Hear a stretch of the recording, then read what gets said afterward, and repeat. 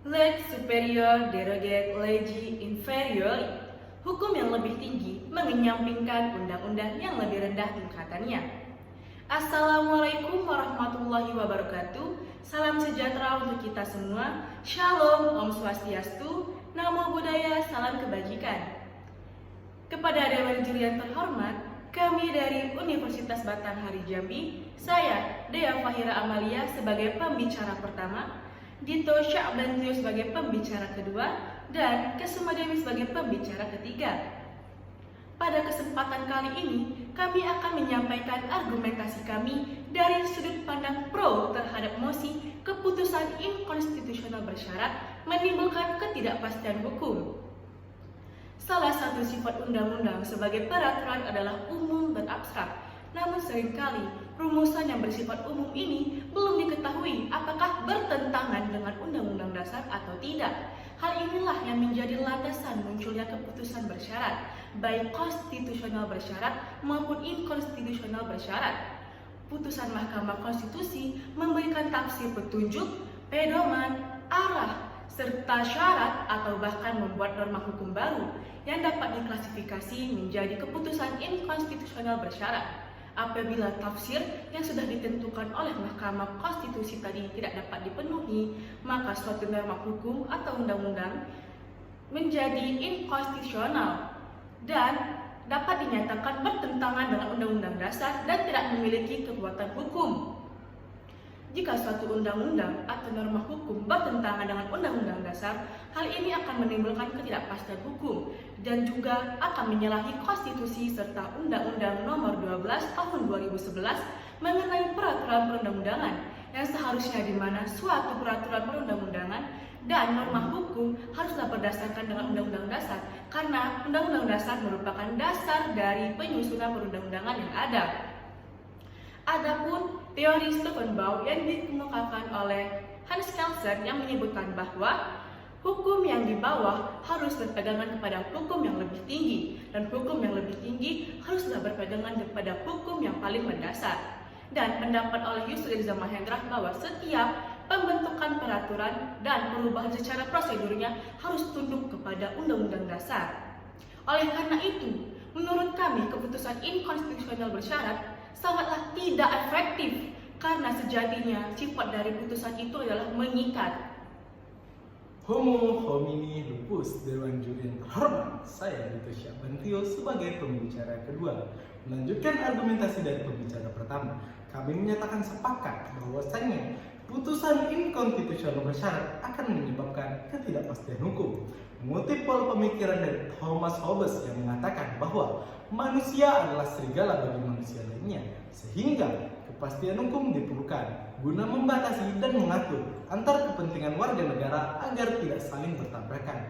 Dewan Juri yang terhormat, kepastian hukum siokianya menjadi benang merah yang mengatur dan menertibkan antar perbedaan kepentingan warga negara. Putusan inkonstitusional bersyarat akan melahirkan ketidakpastian hukum. Sebab bagaimana mungkin putusan yang sudah dinyatakan berlainan atau bertentangan dengan konstitusi namun masih dapat diterima dengan syarat-syarat tertentu. Tentu saja hal ini akan menyalahi teori hukum yang mengatakan bahwa undang-undang yang berada di bawah tidaklah boleh bertentangan dengan undang-undang yang berada di atasnya. Dewan Juri yang terhormat, bila ini terjadi akan menyebabkan lunturnya nilai filosofis serta lemahnya supremasi terhadap undang-undang itu sendiri. Pada dasarnya, undang-undang adalah produk hukum, namun proses lahirnya undang-undang ialah proses politik, sehingga amatlah penting bagi Mahkamah Konstitusi dalam mengeluarkan putusan yang bersifat jelas dan tegas, guna tidak tercampur aduknya antara kepentingan elemen politik dalam putusan yang bersifat lanjut. Undang-Undang Nomor 11 Tahun 2020 yang dinyatakan dalam putusan Mahkamah Konstitusi inkonstitusional bersyarat sebab mengalami cacat formil dalam proses pembuatannya. Sudah seharusnya undang-undang ini dinyatakan inkonstitusional syarat mana? Mengingat undang-undang ini bertentangan dengan Undang-Undang Nomor 12 Tahun 2011 tentang peraturan perundang-undangan. Dewan Juri yang terhormat, Mahkamah Konstitusi bukanlah mahkamah yang ditunjuk secara tekstual saja berdasarkan Undang-Undang 1945, Melainkan Mahkamah Konstitusi juga harus mampu paham secara roh, ide, dan nilai filosofis sebagai lembaga negara yang mengkaji konstitusi secara dalam dan luas. Mahkamah Konstitusi haruslah mampu mengawal proses pembentukan peraturan perundang-undangan bersama Dewan Legislatif, Eksekutif, maupun Yudikatif, sehingga terbina dan terciptanya hubungan check and balance antar lembaga negara. Sebab kepastian hukum diperlukan oleh sebuah negara demi terjaminnya kehidupan berbangsa dan bernegara. Oleh karena itu, kedepannya lembaga negara dan kementerian haruslah memfokuskan membuat peraturan perundang-undangan yang berkualitas, baik dari segi formil maupun materi, sehingga supremasi hukum dapat berjalan secara tegas dan jelas, dan masyarakat juga dapat merasakan keefektivitasan daripada aturan yang dibuat. Terima kasih. Ubi societas ibi ius, di mana ada masyarakat, di situ ada hukum. Perkenalkan, saya Kusuma Dewi selaku pembicara ketiga yang akan menyimpulkan argumentasi dari tim kami sebagaimana yang telah dijelaskan oleh pembicara pertama dan kedua sebelumnya. Kehadiran hukum di masyarakat bagaikan dua sisi uang koin yang tidak terpisahkan, menyatu satu sama lain. Hukum di tengah masyarakat sudah sejatinya harus memberikan keadilan, kepastian, dan kemanfaatan kepada masyarakat sebagaimana yang telah dicita-citakan sejak dulu kala oleh The Founding Father demi tegaknya ideologi bangsa ini. Rasa-rasanya keadilan, kepastian, dan kemanfaatan yang selama ini kita damba-dambakan masih belum dapat kita rasakan.